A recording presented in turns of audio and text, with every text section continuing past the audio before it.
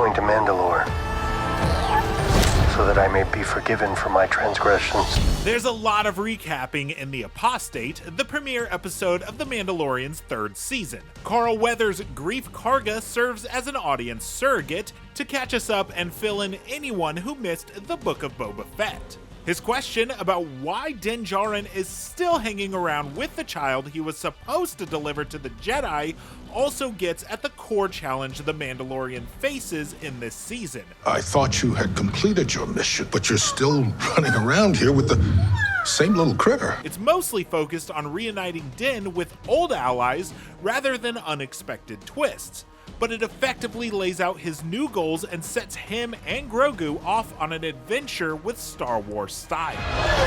You also have to know how to navigate the galaxy. That way, you'll never be lost. The new quest offered in The Apostate is one for redemption, with Din needing to atone for removing his helmet and giving us a glimpse of Pedro Pascal in Season 2.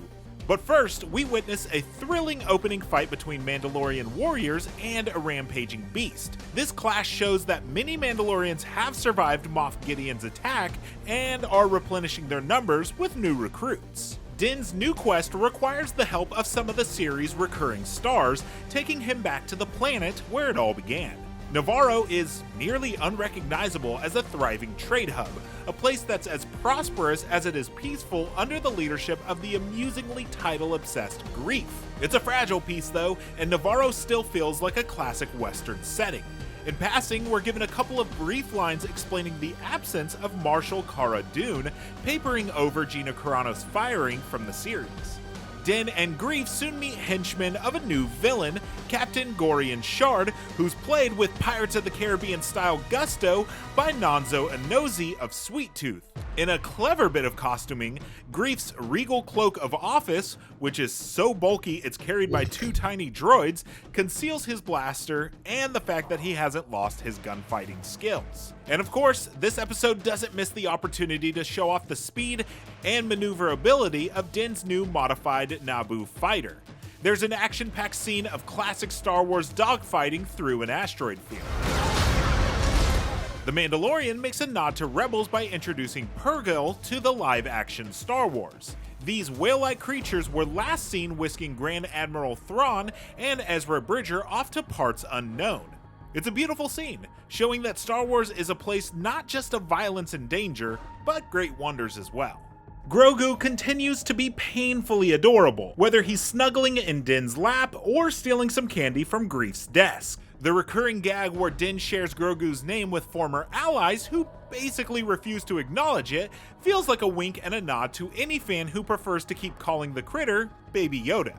Grogu's best moments is grabbing and hugging a member of Babu Frick's species, earning him the reprimand, "Bad baby."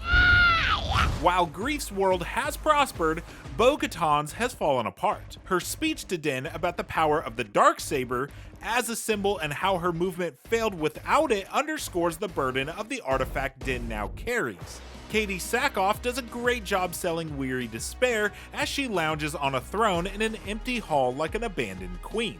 It already seems likely that Din's new quest will end something like his first, with the things he's learned along the way proving invaluable while the original goal is largely abandoned. Bo-Katan has shown Din that he doesn't have to be part of the helmet-obsessed Children of the Watch to be a Mandalorian, and he's clearly been questioning his own faith based on his bond with Grogu. Alright, kid. Hang on.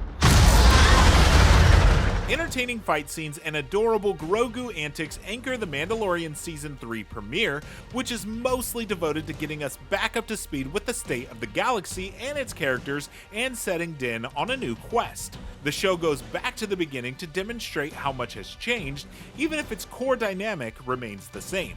There, a solid groundwork is laid for a new host of conflicts for the Mandalorian and his foundling to face together. For more Star Wars, check out our Easter egg breakdown of this episode, and also go back to our review of Andor.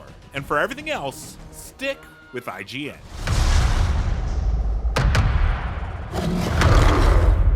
This is the way.